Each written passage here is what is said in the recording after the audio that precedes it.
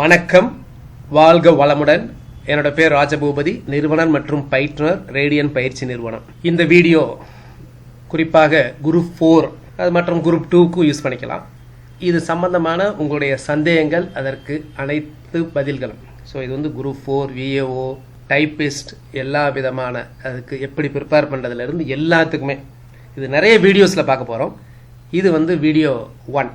So இதை வந்து உங்கள் நண்பர்களுக்கு தேவைப்படுறவங்களுக்கு வந்து நீங்கள் வந்து பகிரவும் டீட்டெயில்டாக பார்க்க போகிறோம். இப்போ ஒவ்வொரு வீடியோவுக்கு முடிஞ்சது கீழே நீங்கள் கேட்குற கேள்விகள் எல்லாமே அடுத்த வீடியோவில் வந்து அதற்குரிய பதில்னு சொல்லப்படும்.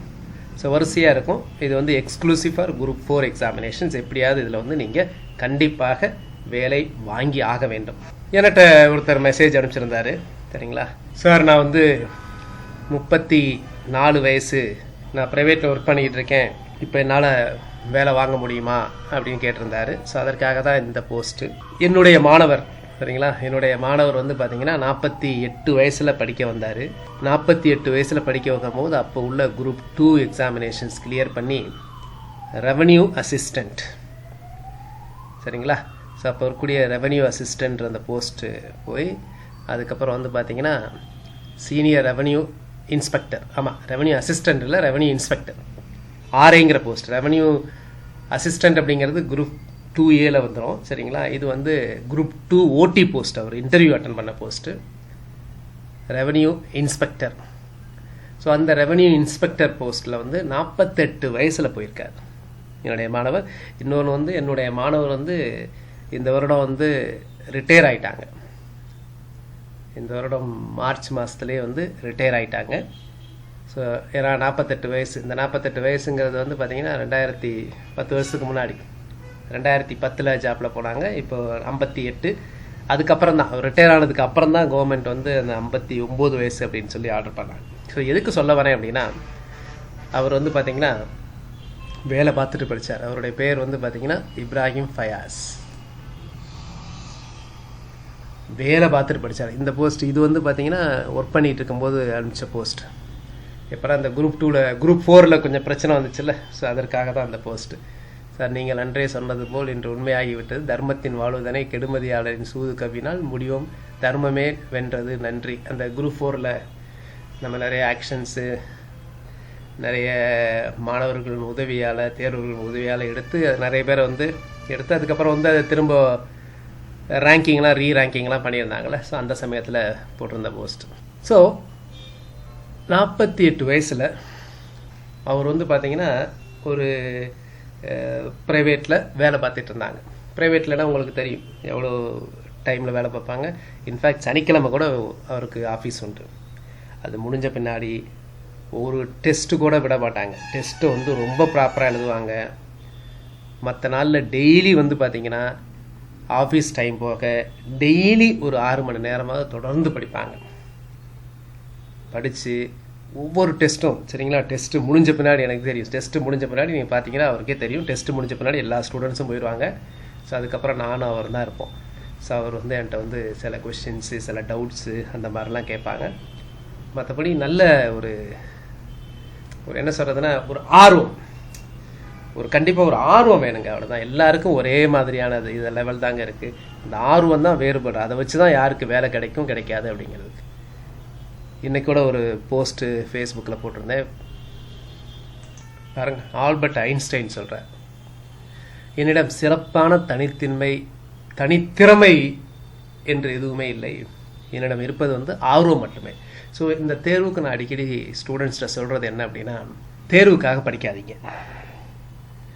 சிலபஸ் வச்சுட்டு நிறைய விஷயங்களை தெரிஞ்சுக்கிறோம். நம்ம காலேஜ் படிச்சிருக்கோம், எவ்வளோ படித்தோம். இந்த விஷயங்கள்லாம் இப்போ தான் ரியலாக நீங்கள் எப்போ படிக்கிறது உங்களுக்கே தெரியும், உங்கள் மனசாட்சியை தொட்டு பார்த்தவங்களுக்கு தெரியும். இது வரைக்கும் காலேஜ் வரைக்கும் படித்ததெல்லாம் படிப்பே கிடையாது. இப்போ நிறைய பேர் நீங்கள் ஃபீல் பண்ணுவீங்க, அடடா இப்போ டிஎன்பிசி எக்ஸாம்ஸ்க்கு படிக்கிற மாதிரி நம்ம வந்து காலேஜில் படிச்சிருந்தோம்னா நம்மளாம் என்ன சொல்கிறோம், யூனிவர்சிட்டி ஃபஸ்ட் எடுத்துருக்கலாம், ஸ்டேட் ஃபஸ்ட்டு எடுத்துருந்துருக்கலாமே அப்படின்னு நினைப்போம். உண்மையிலே நம்ம இப்போ தான் படிக்க ஆரம்பிக்கிறோம். காலம் கடந்து இதற்காக நம்ம வந்து அதிகமாக படிக்க ஆரம்பிக்கிறோம். ஸோ அது மாதிரி இது வந்து இந்த எக்ஸாம்ஸ் அப்படிங்கிறது யாரால் சர்வீஸ் வாங்க முடியும் அப்படின்னா, உங்களை நம்பி ஆர்வமாக படிக்கணும். சார் சில பேர் சார் படிக்கிறதெல்லாம் மறந்து போயிடுது சார். கண்டிப்பாக மறக்குங்க. சரிங்களா? ஒரு சினிமா பார்க்கும்போது எவ்வளோ ஆர்வமாக பார்க்குறீங்க. ஸோ அந்த மாதிரி நிறைய விஷயங்களை தெரிஞ்சுக்கிறோம் அப்படிங்கிறத பாருங்கள். எக்ஸாம் பாஸ் பண்ணணும் அப்படிங்கிறதுக்காகலாம் படிக்காதீங்க. நிறைய விஷயங்கள் தெரிஞ்சுக்கணும் அப்படின்னு அந்த சிலபஸை வச்சுட்டு நிறைய கொஸ்டின்ஸ் பாருங்கள். அப்படி ஆர்வமாக படிச்சிங்கன்னா அப்படியே மனசில் நிற்கும். அதை வச்சு எழுதுனீங்கன்னா நீங்கள் டாப் ரேங்க் எடுத்து பாஸ் பண்ணுவீங்க. ஸோ அதனால் உங்கள்ட்ட சிறப்பாக எனக்கு தனித்தன்மை கிடையாது அப்படிலாம் கிடைக்காது. ஆர்வம் இருந்தால் போதும். ஆர்வம் இருந்தால் இந்த குரூப் 4, இந்த குரூப் 2 இல்லை குரூப் 1 எந்த எக்ஸாம்ஸ்லையும் 2021 நீங்கள் வேலை வாங்குறீங்க. ஸோ நம்ம நிறைய கேள்விகளுக்கு நான் ஆன்சர் பண்ண போகிறேன். ஒரு 50-100 கேள்விகளுக்கு கூட ஆன்சர் பண்ண போகிறேன். நிறைய வீடியோ வரிசையாக வந்துக்கிட்டு இருக்க போகுது. சரிங்களா? டெய்லியே கூட வீடியோ போடுறேன். சரிங்களா? ரைட். ஸோ அப்போது வயது ஒரு தடை இல்லை சார். வயசானா மறந்துடுதெல்லாம் கிடையாது. சில பேர் ஈவன் இன்னொருத்தவங்க கேட்பாங்க, சார் இப்போ தான் நான் ஃப்ரெஷராக வந்திருக்கேன், இவரும் 48வது வயதில் மட்டும்தான் படிக்க வந்தது, நீங்களாவது சப்ஜெக்ட் வச்சுருக்குது கொஞ்சம் வந்திருப்பீங்க, இன்ஜினியரிங் முடிச்சுட்டு இல்லை பிஏ முடிச்சுட்டு +2 முடிச்சுட்டு 10th முடிச்சுட்டு 48 வயசில் வந்து படிக்க வரும்போது அதுக்கு முன்னாடி போட்டித் தேர்வு அப்படின்னு படிக்கிறன்ற அந்த ஆர்வம் கூட இல்லாமல் இருந்தது. அப்படின்றது எதுவுமே எழுதவே கிடையாது. அவர் எழுதின முதல் போட்டித் தேர்வே இந்த தேர்வு தான். ஆனால் அதற்காக சீரியஸாக படித்தார். சரிங்களா? ஸோ அதனால் அதை நான் ஏற்கனவே சொல்லியிருக்கேன். குரூப் 4 போன்ற தேர்வுகளுக்கு நல்ல டெய்லி ஒரு 10 to 12 hours படிச்சிங்க அப்படின்னா 3 மாதம் 4 மாதங்கிறது போதும். இப்போ இருந்து படிங்க. நோட்டிஃபிகேஷன் வந்த உடனே படிக்காதீங்க, லேட் ஆகிடும். நோட்டிஃபிகேஷனை பார்க்காதீங்க. கண்டிப்பாக நோட்டிஃபிகேஷன் வரும். எலெக்ஷனுக்கு முன்னாடியே தேர்வு நடக்கிறதுக்கு வாய்ப்புகள் உண்டு. இல்லைனாலும் எலெக்ஷன் முடிஞ்சு நடக்கும். கண்டிப்பாக வரும், வராமல் இருக்காது. இப்போ பாருங்கள், அதெல்லாம் காட்டுறேன் பாருங்கள். இன்றைக்கி கூட நீங்கள் கூட நிறைய பார்த்துருப்பீங்க, வேக்கன்சிலாம் நிறைய வருது அப்படின்ற மாதிரிலாம் போஸ்ட் இருக்குது. பாருங்கள், இன்றைக்கி அந்த இதெல்லாம் பழசு நிறைய அனுப்புவாங்க ஸ்டூடெண்ட்ஸ். இது மாதிரி இன்றைக்கி பாருங்கள், இன்றைக்கி இது நிறைய பேருக்கு வந்திருக்கும்னு நினைக்கிறேன். டிஎன்பிசி குரூப் 4 தேர்வு 2021 ஏப்ரலில் நடைபெறும். சரிங்களா? ஸோ ஏப்ரல் நடைபெறும் அப்படின்னு சொன்னாலே உங்களுக்கு கரெக்டாக 4 மாதம் இருக்குது. 4 மாதத்துக்கு மேலேயே இருக்குது. இந்த 4 மாதம் அப்படிங்கிறது நல்ல மோர் தென் சஃபிஷியன்ட். இன்னையிலிருந்தே படிக்கணும், இப்போ இருந்தே படிக்கணும், நாளையில் இருந்தாலும் படிக்கக்கூடாது. ஸோ 32 மாவட்டங்கள் நிர்வாக வசதிக்காக 39 மாவட்டங்களா 38 தானே? சரிங்களா? ஸோ அதை கண்டுக்காதீங்க, யாரோ பண்ணியிருக்கிறாங்க. மட்டுமின்றி வருகிற 2021 சட்டமன்ற தேர்தலில் கிடைத்துக் கொண்டும் தேர்தல் பணியில் ஈடுபடுவதற்கு போதுமான அரசு ஊழியர்கள் இல்லாத நிலையை தமிழக அரசு உணர்ந்து இருக்கக்கூடிய இந்த தருணத்தில் டிஎன்பிசி குரூப் 4 காலியிட பணிகளின் எண்ணிக்கை டிஎன்பிசி வரலாற்று இல்லாத அளவுக்கு கணிசமாக உயர்ந்து உள்ளது. பட் இதுக்காக வந்து இவங்களை வந்து செலக்ட் பண்ணி அவங்கள வச்சு தான் எலெக்ஷன் கண்டக்ட் பண்ணுறது அப்படிலாம் இருக்க வாய்ப்பு இல்லை. ஸோ இதுவரை எந்த மாநில போட்டித் தேர்வு ஆணையம் வெளியிடாத மிகப்பெரிய, அதாவது எவரும் கனவிலும் கண்டு நினைக்காத அளவுக்கு காலி பணியிடங்களை தமிழ்நாடு அரசு போட்டி, இது மேபி ஓவர் ஹைப்பாக இருக்கலாம். சரிங்களா? கனவிலும் கண்டுராத அளவுக்கு அப்படின்ட்டு. பட் கண்டிப்பாக போஸ்ட் வரும், நோட்டிஃபிகேஷன் வரும், படிங்க. நிறைய வேக்கன்சி, 20,000 வேக்கன்சி எவ்வளோ இருந்தாலும் நமக்கு பத்தாது. 20,000 வேக்கன்சி பத்தாலுமே 20,000 வாங்க. யூஸ்வலாக 10,000 வேக்கன்சி வந்தால் பெரிய விஷயம். சரிங்களா? ஸோ அதை விட கொஞ்சம் கம்மியாக கூட வரலாம். நார்மலாக 5,000 கூட வரலாம். எவ்வளோ வருதுன்னு தெரியாது. நமக்கு தேவை எவ்வளவு, உங்களுக்கு எவ்வளோ தேவை? உங்களுக்கு தேவை ஒரு வேக்கன்சி. பட் ஆயிரக்கணக்கான வேக்கன்சி வரும். கவலையெல்லாம் படிங்க. ஸோ ஊடகமயிலாக செய்தி முற்றிலும் உண்மையானது, மிக மிக நம்பத்தகுந்த வட்டாரங்களில் இருந்து செய்தி நமக்கு கிடைக்கப்பட்டிருக்கிறது. சரிங்களா? அப்படின்னு ஒரு மெசேஜ். இது வந்து வாட்ஸ்அப்பில் நிறைய வந்திருக்கு, ஃபேஸ்புக்கில் வந்திருக்கு. சரிங்களா? நானே இந்த வாட்ஸ்அப்பில் பசங்க அனுப்பிச்சதை வச்சு தான் நான் இப்போ உங்களுக்கு இதை சொல்லிக்கிட்டு இருக்கேன். ஸோ ஜனவரி மாதம் நோட்டிஃபிகேஷன் வருது அப்படின்னு சொல்கிறாங்க. ஸோ இது மாதிரி நமக்கு அவங்களுக்கு மெசேஜ் வரதை வச்சுட்டு நம்மகிட்ட கேட்பாங்க, சார் இது கன்ஃபார்ம் இன்ஃபர்மேஷன் தானா, ப்ளீஸ் சொல்லுங்கள் சார் அப்படின்னாங்க.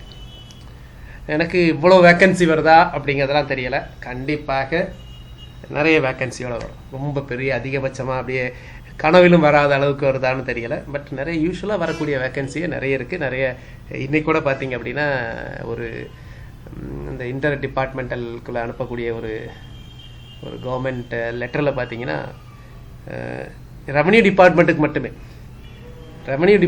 மட்டுமே இருக்கக்கூடிய வேக்கன்சி வந்து அனுப்பிச்சிருக்கிறாங்க. இருங்க, அதையும் காட்டுறேன். பாருங்கள், இது மெசேஜ் வந்திருக்கு. Revenue department junior assistant typist typist estimated vacancy for all districts. இதை டவுன்லோட் பண்ணி காட்டுறேன். இப்போ ரீசெண்டாக தான் 2/12/2020 commissionerate of revenue administration and disaster management, revenue department, the revenue department of filling of vacancy in the district revenue units. இது revenue டிபார்ட்மெண்ட்டில் மட்டுமே junior assistant TNPSC மூலமாக நார்மலாக வந்து ப்ரொமோஷன்ஸ்லாம் கொடுப்பாங்க, கம்பேஷனேட் கிரவுண்ட்லேருந்து எடுப்பாங்க. இது வந்து எக்ஸாம் வச்சு junior assistant, typist, steno typist இவங்களுக்கு. இப்போ நான் சொன்னேன் இந்த ஜூனியர் அசிஸ்டண்ட்டில் குரூப் 4ல் போயே வந்து பார்த்தீங்க அப்படின்னா கன்ஃபர்ட் ஐஏஎஸ் ஆகி கலெக்டர் ஆகியிருக்கிறாங்க. நீங்கள் எங்கள் ஏஜில் போனீங்கன்னா இந்த எக்ஸாம் எழுதுறதுக்கு 18 வயசு தான். சரிங்களா? அப்போ இது ஒரு டிபார்ட்மெண்ட்டுக்கே இவ்வளோ வேக்கன்சினா தமிழ்நாட்டில் எத்தனை துறைகள் இருக்குது எல்லாத்துக்குமே உள்ள வந்தால் நிறைய வேக்கன்சியில் வரும். எவ்வளோ வேக்கன்சி வருதுன்னு முக்கியம் இல்லை. You always aim. இந்த குரூப் 4 பொறுத்த வரைக்கும் டாப் 100க்குள்ளே வரணும்னு எய்ம் பண்ணி படிங்க. இன்னும் நான் ரொம்ப இதாக இருந்தால் நீங்கள் என்ன சார் டாப் 100 சொல்கிறீங்க, நான் ஸ்டேட் ஃபஸ்ட்டு எய்ம் பண்ணி படிங்க, ரொம்ப நல்லது. சரிங்களா? நான் வந்து ரியலிஸ்டிக்காக சொல்கிறேன், 100க்குள்ளே அப்படின்னு படிங்க. கண்டிப்பாக நீங்கள் 2 digit rank, single digit rank கூட இருக்கலாம். ஸோ இப்போ வரிசையாக உங்களோட கேள்விகளுக்கு ரிப்ளை பண்ணுறேன். சரிங்களா? ஒவ்வொரு கேள்விகளுக்கும் பதில் அளிக்கிற நிறைய கேள்விகள் இருக்குது. நான் சொன்னேன் இது வந்து படிப்படியாக நிறைய வீடியோக்கள் வரும் டெய்லி. ஸோ அதுக்கு முன்னாடி நம்மளுடைய தேர்வுகள் குறித்து கேட்டிருந்தீங்க. சரிங்களா? ஸோ நம்மளுடைய குரூப் 4 தேர்வுகள். ஸோ இது வந்து இப்போ சப்சிடைஸ்டு ஃபீயாக 1000 ருபீஸ். உங்களுக்கு கிட்டத்தட்ட 10,000 கேள்விகள் கேட்கப்படும். எக்ஸாம் வரைக்கும் சப்போர்ட் இருக்குது. சிலபஸ் மாற்றினாலும் மாற்றினதுலேருந்து இல்லைனாலும் எல்லாமே சப்போர்ட் உங்களுக்கு இருக்கும். அது மட்டும் கிடையாது, உங்களுக்கு நிறைய வாய்ஸ் ஃபைல்ஸ், சில மேத்ஸ்க்கு எக்ஸ்ப்ளனேஷன்ஸ் வீடியோ ஃபைல்ஸ், அதை தவிர சில எக்ஸ்ட்ரா வீடியோ ஃபைல்ஸ் அப்படியுமே அதுவே கிட்டத்தட்ட 300 மணி நேரத்துக்கு மேலே உங்களுக்கு ஃப்ரீயாக கிடைக்கும். இது தவிர எங்கள்கிட்ட தனியாக ஆன்லைன் கிளாஸஸ் இருக்குது, வகுப்பறை வகுப்புகள் இருக்குது. இப்போ மதுரையில் வகுப்பறை வகுப்புகள் வந்து December 14 ஸ்டார்ட் ஆகுதுன்னுட்டு ஒரு 2 வீக்ஸ்க்கு முன்னாடியே உங்களுக்கு சொல்லியிருந்தேன். இது வந்து பார்த்திங்கன்னா 2வது டெஸ்ட்டு. சரிங்களா? ஸோ ஏற்கனவே ஃபர்ஸ்ட் டெஸ்ட்டு உங்களுக்கு இப்போ காமிக்கிறேன். ஸோ இது வந்து கணிதம், அதுக்குரிய டெஸ்ட்டு. சரிங்களா? ஸோ இது எல்லாத்துக்குரிய 50 கொஷின், அதுக்குரிய டீட்டெயில்டு சொல்யூஷன்ஸ், டீட்டெயில்டு உங்களுக்கு எக்ஸ்ப்ளனேஷன்ஸு, எப்படி ஷார்ட்டாக போடுறது, எல்லா விதமான டீட்டெயில்டு சொல்யூஷன்ஸும் உங்களுக்கு கொடுக்கப்படும். இது வந்து ஃபஸ்ட்டு டெஸ்ட்டுங்க. ஃபஸ்ட்டு டெஸ்ட் நடந்தது 2nd தான் ஸ்டார்ட் ஆச்சு, 2ஆம் தேதியிலேருந்து. இது உங்களுக்கு பிடிஎஃபாக கிடைக்கும். அதனால் நீங்கள் எந்த நேரத்தில் வேணாலும் எழுதிக்கலாம். நிறைய பேர் அடுத்த மாதம் ஜாயின் பண்ணுவீங்க, சில பேர் நோட்டிஃபிகேஷன் வந்த பின்னாடி ஜாயின் பண்ணுவீங்க. நீங்கள் எப்போ வேணாலும் ஜாயின் பண்ணிக்கலாம். இப்போ ஜாயின் பண்ணுறது கொஞ்சம் நல்லது உங்களுக்கு. ஸோ நீங்கள் அப்பப்போ அந்த சிலபஸை உங்களுக்கு எல்லா ஷெடியூல் எல்லாமே கீழே கொடுத்துருக்கேன், அதை டவுன்லோட் பண்ணிக்கோங்க. அதில் பாருங்கள் எப்படி இதில் என்ரோல் பண்ணுறது எல்லாமே. ஸோ உங்களுக்கு இதை தவிர, அதாவது இப்போ டெஸ்ட்டு வந்து நம்ம எந்த மாதிரி கவர் பண்ணுறோம் அப்படின்னா, புதிய புத்தகம், பழைய புத்தகம், மெயினாக புது புத்தகத்தில் இருந்தால் நிறைய பழைய புத்தகம். இப்போ ஜென்ரல் இங்கிலீஷ்க்கெலாம் பார்த்தீங்கன்னா பழைய புத்தகம் தான். அது மாதிரி 2லேயுமே கேட்பாங்க.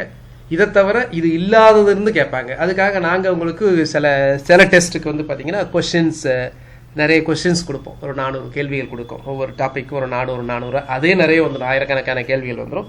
அதை படிக்கணும் கண்டிப்பாக நீங்கள். ஏன்னா அதுலேருந்து டெஸ்ட் வைப்போம். அப்போ தான் அட்லீஸ்ட் அதை படிச்சுட்டு அதுக்கு ஆன்சர் பண்ணணும். அப்புறம் புதிய புத்தகத்தை படிச்சுட்டு ஆன்சர் பண்ணணும். அப்புறம் பழைய புத்தகத்தை படிச்சுட்டு ஆன்சர் பண்ணணும். ஸோ இந்த மாதிரி வகையில் கேள்விகள் இருக்கும். ஜென்ரல் ஜிஎஸ், அதாவது பொது அறிவு கேள்விகள் எல்லாம் தமிழ்லையும் இருக்கும், ஆங்கிலத்திலையும் இருக்கும்.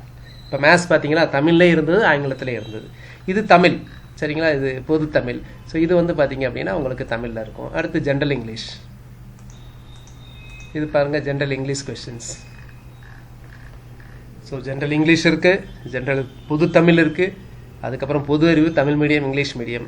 இப்போ இருக்கிறது போன தடவை இருக்கக்கூடிய அந்த குரூப் 4 சிலபஸை பேஸ் பண்ணி இப்போ டெஸ்ட் இருக்குது. சப்போஸ் நோட்டிஃபிகேஷனில் எல்லாமே சேஞ்ச் பண்ணாங்க, சில தான் சேஞ்ச் பண்ணுவாங்க. அப்படி சேஞ்ச் பண்ணினால், மோஸ்ட்லி பண்ண மாட்டாங்க, பண்ணாலும் அதே எல்லாமே உங்களுக்கு டெஸ்ட்டில் வந்து கவர் பண்ணிடுவோம்.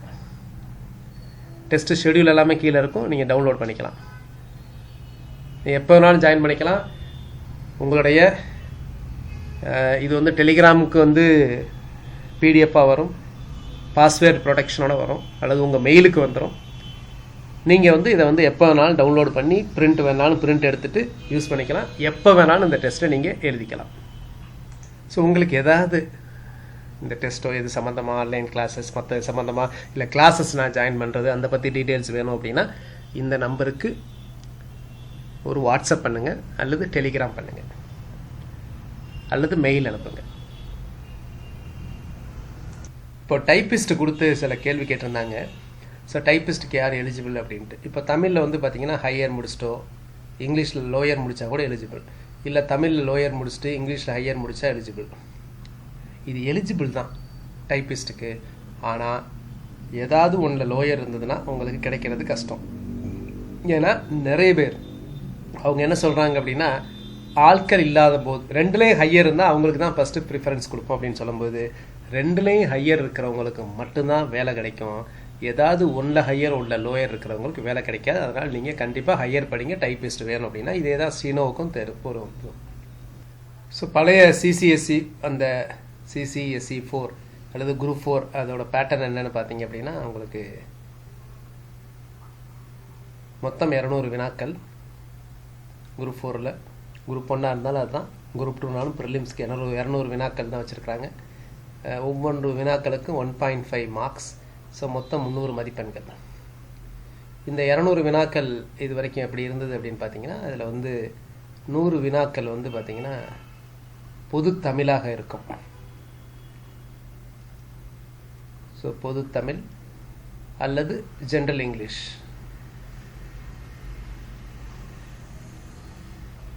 எது வேணாலும் எடுத்துக்கலாம். ஜென்ரல் இங்கிலீஷ் நார்மலாக பொதுத்தமிழ் அதிகம் பேர் இருப்பாங்க. இப்போ ஜென்ரல் இங்கிலீஷும் அதிகம் பேர் எடுத்துகிட்டு வராங்க. ஸோ கிட்டத்தட்ட முதல்லாம் 80:20 ரேஷியோவில் இருந்தது. இப்போ கிட்டத்தட்ட ஒரு 70 அல்லது 60:40 ரேஷியோவில் இருக்கும். மீதி உள்ள 100 வினாக்களில் வந்து பார்த்திங்க அப்படின்னா 75 வந்து பொது அறிவு, ஜிகே. ஜிகேல எல்லா கேள்விகளும் தமிழ்லையும் ஆங்கிலத்திலையும் கேட்கப்படும். 25 வினாக்கள் வந்து கணிதம் சார்ந்தது, கணித திறன்னு சொல்லக்கூடிய ஜென்ரல் மென்டல் எபிலிட்டி. இந்த ஜிகேக்குள்ளே தான் கரண்ட் அஃபேர்ஸ் எல்லாமே இருக்குது. ஸோ இதுதான் இப்போதைக்கு பேட்டர்ன்.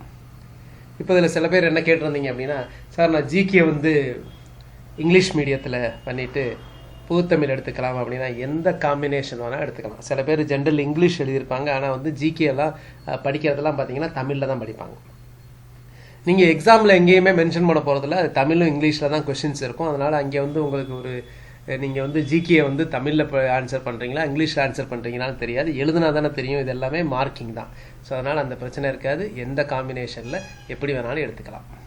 குரூப் 4 லோயஸ்ட் போஸ்ட்டு அப்படின்ற மாதிரி நீங்கள் நினைக்காதீங்க. சப்போஸ் உங்களுக்கு இப்போது சப் ரெஜிஸ்ட்ரார் ஆகணும் அப்படின்னு சொன்னீங்கன்னா, நீங்கள் வந்து சில பேர் வந்து பார்த்தீங்கன்னா குரூப் 4ல் இந்த ரெஜிஸ்ட்ரேஷன் டிபார்ட்மெண்ட்டில் ஜூனியர் அசிஸ்டண்ட்டாக இருந்து அதுக்கப்புறம் ஒரு 3-4 வருஷத்தில் வந்து பார்த்தீங்க அப்படின்னா அடுத்து அசிஸ்டண்ட் ஆகிடுவீங்க. அசிஸ்டண்ட் ஆகி ஒரு 4 வருஷத்தில் பார்த்தீங்கன்னா சப் ரெஜிஸ்டர் ஆகிடலாம். சரிங்களா? ஸோ பை ப்ரொமோஷன்லேயும் நீங்கள் இந்த குரூப் 2க்குரிய போஸ்ட்டு அந்தந்த ரெஸ்பெக்டிவ் டிபார்ட்மெண்ட்லேருந்து உங்களால் வர முடியும். குரூப் 4ங்கிறது மற்ற எக்ஸாமை கம்பேர் பண்ணும்போது ஈஸியாக இருக்கக்கூடிய ஒரே ஒரு ஸ்டேஜ் எக்ஸாமினேஷன். இன்டர்வியூ கிடையாது, வெறும் மல்டிபிள் சாய்ஸ் கொஸ்டினை மட்டுமே வச்சு கொள்குறி வகை கேள்விகள்னு சொல்லுவாங்க. அந்த 200 கேள்விகளுக்கு நெகட்டிவ் மார்க் கிடையாது, அதை மட்டுமே வச்சு ஆன்சர் பண்ணுறது. ஸோ அதனால் வந்து இது ரிலேட்டிவ்லி ஈஸியாக இருக்கும். ஸோ ஈஸி அப்படிங்கும்போது நிறைய பேர் இதை எழுதுவாங்க. இந்த எக்ஸாமினேஷன்ஸ் கிட்டத்தட்ட 20 லட்சத்துக்கு மேலே இந்த தடவை எழுதுறதுக்கு வாய்ப்புகள் நிறைய இருக்குது. ஸோ அதனால் காம்படிஷனும் அதிகமாக இருக்கும். அதுக்கப்புறம் சில பேர் சார் எவ்வளோ இருந்தால் கட் ஆஃப் அப்படின்னு கேட்பாங்க. கட் ஆஃப் வந்து எப்போவுமே ஒரு எக்ஸாமில் சொல்ல முடியாது. ஏற்கனவே நடந்த எக்ஸாம்ஸ்லாம் அனலைஸ் பண்ணி பார்த்தீங்கன்னா, நான் வந்து இந்த ஃபீல்டில் வந்து கிட்டத்தட்ட 20 வருஷங்களுக்கு மேலே இருக்கேன். ஸோ அதனால் ஒவ்வொரு தடவையும் இந்த மாதிரி அனலைஸ் பண்ணுறது. ஃபர்ஸ்ட் வந்து பார்த்தீங்கன்னா 20 வருஷத்துக்கு முன்னாடி வந்து நான் எக்ஸாம் முடிஞ்ச உடனே ஒரு கீ அப்படிங்கிறத ரிலீஸ் பண்ணுவேன். டிஎன்பிசிலாம் கடந்த ஒரு 7-8 ஆண்டுகளாக தான் அந்த கீ ரிலீஸ் பண்ணுற அந்த கல்ச்சர்லாம் வந்திருக்கு. அதுக்கு முன்னாடியெல்லாம் நான் நிறைய இதுக்காக ஒர்க் பண்ணியிருக்கேன். ஒவ்வொரு எக்ஸாம்ஸுக்கும், அது யூபிஎஸ்சியாக இருக்கட்டும், டிஎன்பிஎஸ்சியாக இருக்கட்டும், எல்லாத்துக்குமே கீ மட்டும் இல்லை கட் ஆஃப் இப்போ வந்து எஸ்டிமேட் பண்ணிகிட்ருக்கேன்.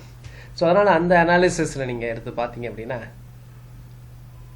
இப்போ ஒரு குரூப் 4 எடுத்துக்கிங்களேன். குரூப் 4ல் வந்து பார்த்தீங்கன்னா ஒரு வருஷம் வந்து பார்த்தீங்கன்னா ஸ்டேட் ஃபஸ்ட்டு 195 எடுத்துருந்தாங்க.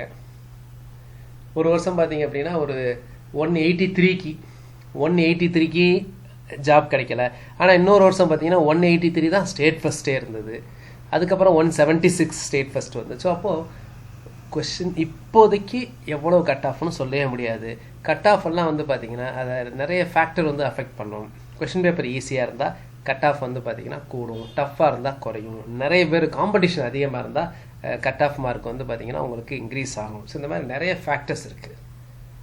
ஸோ அதனால் எப்போவுமே நீங்கள் படிக்கும்போது டாப்பில் வரணும் அப்படின்னு எய்ம் பண்ணுங்கள். சரிங்களா? பொதுவாக சொல்கிறது அப்படின்னா ஜென்ரல் தமிழ், அதாவது இதே பேட்டர்னில் இருந்ததுன்னா, இல்லைனா அதுக்கு தகுந்த மாதிரி புது பேட்டர்னா அதுக்கு தகுந்த மாதிரி சொல்லணும். இதே பேட்டர்னில் இருந்தது அப்படின்னா 100 புது தமிழோ 100 ஜென்ரல் இங்கிலீஷும் பார்த்து எக்காரணம் கொண்டு 95 கீழே எடுக்கக்கூடாது. 95 வினாக்கள் கரெக்டாக இருக்கணும். சில பேர் 99 கூட பண்ணுவாங்க, 100 கூட பண்ணுவாங்க. அதே மாதிரி 24 கொஷின் மினிமம் கரெக்டாக இருக்கணும் ஜென்ரல் மென்டல் எபிலிட்டியில். ஸோ அது மாதிரி ஜிகேல ஸோ ஜிகேல வந்து பார்த்தீங்கன்னா ரொம்ப ஈஸியாக இருந்தது அப்படின்னா ஒரு 60-65 பண்ணணும், கொஞ்சம் டஃப்பாக இருந்தது அப்படின்னா ஒரு 50க்கு மேலேயாவது பண்ணணும். சரிங்களா? ஸோ இதான் நார்மலாக ஒரு அளவுகோல். இன்னொருத்தர் குமரன் கேட்டிருக்கார், சார் நான் இங்கிலீஷ் மீடியம் இல்லை டிஎன்பிசி குரூப் ரைட் பண்ணலாமா? What are the probability of getting success? Anyone got success through English medium? சரிங்களா? ஸோ இங்கிலீஷ் மீடியத்தில் எழுதுனா சக்ஸஸ் ஆகுமா அப்படின்னு கேட்குறாங்க. நிறைய பேர் இங்கிலீஷ் மீடியத்தில் எழுதி ஸ்டேட் ரேங்க்கெல்லாம் எடுத்துருக்குறாங்க. சரிங்களா? ஜென்ரல் இங்கிலீஷே எடுத்து பொதுத்தமிழ் தான் எடுத்து வரணும் அப்படின்னு கிடையாது. பொதுத்தமிழ் நிறைய பேர் எடுக்கிறதுனால அது நிறைய பேர் பாஸ் பண்ணுற மாதிரி இருக்கும். ஜென்ரல் இங்கிலீஷ் எடுத்து நிறைய பேர் டாப்பர்ஸில் வந்து பார்த்தீங்கன்னா நிறைய எப்போவுமே ஜென்ரல் இங்கிலீஷும் வரும். சரிங்களா? ஸோ அதனால் இங்கிலீஷ் மீடியம் அப்படிங்கிறது வந்து அட்வான்டேஜாக ஈனோட உங்களுக்கே நிறைய பேருக்கு தெரியும், பொதுத்தமிழ் படிக்கிறவங்களுக்கே தெரியும். பொதுத்தமிழை விட ஜென்ரல் இங்கிலீஷ் வந்து சிலபஸ் ப்ரிப்பரேஷன்ஸ் அதெல்லாம் ஈஸி கம்பேர் பண்ணும்போது. ஸோ அதனால் அதிக மதிப்பெண்ணும் எடுக்க முடியும். அது மாதிரி சில பேர் கேட்குறாங்க, ஓல்டு புக் நியூ புக் எதை படிக்கணும் அப்படின்னா புது புத்தகத்தை படிங்க. புது புத்தகம் தான் முக்கியம். இதே இப்போ ஜென்ரல் இங்கிலீஷ் அப்படின்னா பழைய புத்தகம் படிக்கணும், அதை பேஸ் பண்ணி தான் சிலபஸ் இருக்குது. பொதுத்தமிழுக்கு எல்லாமே புது புத்தகம் படிங்க. புது புத்தகத்தில் இல்லாத மேட்டர் அப்படிங்கிறது இன்ஃபர்மேஷன்ஸ் எக்ஸ்ட்ரா இருக்கிறத வந்து பழைய புத்தகத்தில் வந்து எடுங்க. எக்ஸாம் பாயிண்ட் ஆஃப் வியூக்கு இங்கே எல்லாமே மல்டிபிள் சாய்ஸ் கொஸ்டின்ஸ் படிக்கும்போது ஸோ ரொம்ப வேகமாகவே படிக்கலாம். சரிங்களா? ஸோ ரொம்ப ஒரு புக்கை படிக்கிறதுக்கெலாம் ரொம்ப நாட்களெல்லாம் ஆகாது. 6லேருந்து 10 சிலபஸ் சொல்லியிருப்பாங்க. ஆனால் 6லேருந்து 12 வரைக்கும் பொதுத்தமிழுக்கு படிக்கணும், ஜென்ரல் இங்கிலீஷ்க்கு படிக்கணும். பொது அறிவுக்கு 6லேருந்து 10 வரைக்கும் படித்தா கூட பத்தாது. 11, 12 சில இதை கண்டிப்பாக பார்க்கணும். ஆனால் கொஸ்டின்ஸ் கேட்டிருக்காங்க. குரூப் 4ல் நீங்கள் ப்ரீவியஸ் இயர் கொஸ்டின் பேப்பர் எடுத்து பார்த்தா தெரியும். ஒருத்தர் கேட்டிருக்காரு, ஐயா என் மீது காவல்துறையில் குற்ற வழக்கு பதிவு செய்யப்பட்டு வழக்குகள் 2 ஆண்டுகள் கழித்து திரும்ப பெறப்பட்டது, நான் அரசு பணிக்க முயற்சி செய்யலாமா? ஸோ இந்த மாதிரி வழக்குகள் நம்ம மேலே பதியப்படுறது முக்கியம் இல்லை. சரிங்களா? அப்ளை பண்ணும்போது அந்த வழக்குலேருந்து நீங்கள் விடுவிக்கப்பட்டீங்க அப்படின்னா ஒன்றும் பிரச்சனை கிடையாது. நீங்கள் வந்து எக்ஸாம் தேர்வுகள் வந்து எழுதலாம். இது மற்றவங்களுக்கும் தேவைப்படும். அது மாதிரி சில பேர் சொல்கிறாங்க, சார் நான் நிறைய பிரேக் எடுத்துட்டேன், இடையில இப்போ திரும்ப என்னால் ட்ராக்குக்கு வர முடியலை அப்படின்ட்டு. ஸோ மனம் இருந்தால் மார்க்கம் உண்டு. சரிங்களா? எக்ஸாம்ஸ் வருது, படிக்கலை அப்படின்னா நம்ம வந்து இது வந்து ஒரு ரேஸ் மாதிரி தான், ஓடிக்கிட்டே இருக்கணும். சரிங்களா? கொஞ்சம் நீங்கள் சுணங்குனீங்க அப்படின்னா நம்மளை தாண்டி போயிடுவாங்க. சரிங்களா? ஸோ அதனால் கன்சிஸ்டன்சிங்கிறது முக்கியம். டெய்லி படிக்கணும். சரிங்களா? தினமும் படிச்சுக்கிட்டே இருக்கணும். அதனால் கண்டிப்பாக நீங்கள் உங்களை செல்ஃப் மோட்டிவேட் பண்ணிவிட்டு டெய்லி படிக்க ஆரம்பிங்க. படிக்க ஆரம்பிச்சிங்கன்னா திரும்ப வந்து ஆட்டோமேட்டிக்காக பழையபடி நீங்கள் ட்ராக்குக்கு வந்துடுவீங்க. அடுத்து இன்னொரு கேட்குறா, நான் பிஇ படிச்சிருக்கேன் சார், நான் வந்து ரெவன்யூ இன்ஸ்பெக்டர் ஆக முடியுமா குரூப் 2 எழுதி அப்படின்னு கேட்குறாங்க. ஸோ பிஇ படித்தவங்களுக்கு வந்து பார்த்திங்கன்னா ஒரு நான்சென்ஸ் ரூல் இருக்குது டிஎன்பிஎஸ்சியில். பிஇ படித்தவங்க வந்து பார்த்திங்கன்னா ரெவன்யூ இன்ஸ்பெக்டரை வந்து குரூப் 2 ஓடி போஸ்ட்டில் வர முடியாது அப்படின்னு இருக்கு. ஸோ நான் ப்ரொஃபஷ்னல்ஸ் தான் இப்போதைக்கு வர முடியாது. அதே நீங்கள் ரெவன்யூ டிபார்ட்மெண்ட்டில் வந்து பார்த்தீங்கன்னா குரூப் 4ல் ஜாயின் பண்ணிங்கன்னு வச்சுக்கிங்களேன், பை ப்ரொமோஷனில் நீங்கள் revenue inspector, tahsildar, deputy collector எல்லாம் வரலாம். ஆனால் அது ஒரு பழைய ஒரு ஆர்காயிக் ஒரு ரூல் இருக்குது, அதை சேஞ்ச் பண்ணணும். ஸோ இப்போதைக்கு குரூப் 2 எக்ஸாம்ஸில் ரெவன்யூ இன்ஸ்பெக்டருக்கு வந்து நீங்கள் எலிஜிபிள் கிடையாது. அதாவது ப்ரொஃபஷனல் டிகிரி ஹோல்டர்ஸ் எலிஜிபிள் கிடையாது. இன்னொருத்தர் 45 வயது நான் என்னென்ன தேர்வு எழுதலாம் அப்படின்னு சொல்கிறாங்க. ஸோ டிஎன்பிசியை பொறுத்த வரைக்கும் நீங்கள் பிசி, எம்பிசி, எஸ்சி, எஸ்டி ஆக இருந்தால் உங்களுக்கு 10க்கு மேலே 12ஆவதோ டிகிரியோ படிச்சிருந்தா உங்களுக்கு ஏஜ் லிமிட்டே கிடையாது. 57 வயசு 58 வயசில் வரைக்கும் கூட எழுதலாம். உங்களுக்கு வேணும். சரிங்களா? 45 வயசில் என்னால் எழுத முடியும், எனக்கு டைம் இருக்கும், படிச்சிருக்காங்க. நான் தான் சொல்லியிருக்கேன், என்னோடய ஸ்டூடெண்ட்டே 48லலாம் போயிருக்கிறாங்க. நீங்கள் இதிலெல்லாம் பார்த்துருப்பீங்க பேட்டியில். போன தடவை குரூப் 4 நினைக்கிறேன், அம்மாவும் பொண்ணும் 2 பேருமே போய் ஜாயின் பண்ண மாதிரிலாம் இருந்திருக்காங்க. சரிங்களா? ஸோ அதனால் நீங்கள் நினச்சா உங்களால் முடியும். டிஎன்பிசியை பொறுத்த வரைக்கும் குரூப் 1க்கு தான் 37ங்கிறது ஏஜ் லிமிட் மேக்ஸிமம் இருக்குது. ஸோ மற்ற குரூப் 2, குரூப் 4 இதுக்கெல்லாம் பிசி, எம்பிசி, எஸ்சி, எஸ்டியாக இருந்தால், பிசி முஸ்லீமாக இருந்தால் உங்களுக்கு ஏஜ் லிமிட் கிடையாது. எக்ஸாம்ஸ் எழுதலாம். மோஸ்ட் ஆஃப் த போஸ்ட், சில போஸ்ட்ஸ்க்கு மட்டும் ஏஜ் லிமிட்னு வச்சுருப்பாங்க, பட் மோஸ்ட் ஆஃப் த போஸ்ட்டுக்கு கிடையாதுங்க. ஸோ இது வந்து இந்த டிஎன்பிசி எக்ஸாம் சம்மந்தமாக ஃபஸ்ட்டு ஒரு வீடியோ ஃபைல் தான். இன்னும் நிறைய வீடியோ ஃபைல் வந்து தொடர்ச்சியாக வரும். ஸோ அதனால் உங்களுக்கு கேள்விகள் இருந்தால் அதில் கமெண்ட்டில் கேளுங்க. ஸோ அந்த கமெண்ட்டில் இருக்க கேள்விகளுக்கெல்லாம் அடுத்த வீடியோவில் வந்து உங்களுக்கு ஆன்சர் பண்ணுறேன். ஸோ தினமும் வந்து இந்த மாதிரி உங்களுக்கு வீடியோஸ் வந்துட்டுருக்கும். நன்றி. ஸோ புதுசாக பார்க்குறவங்க வந்து இந்த சேனலை சப்ஸ்கிரைப் பண்ணுங்கள். அந்த இதுக்கு உங்களுக்கு இந்த இன்டிமேஷன்ஸ் இதெல்லாம் வர்றதுக்காக அந்த பெல் பட்டனை கிளிக் பண்ணுங்கள். உங்கள் நண்பர்களுக்கு ஷேர் பண்ணுங்கள். நன்றிங்க.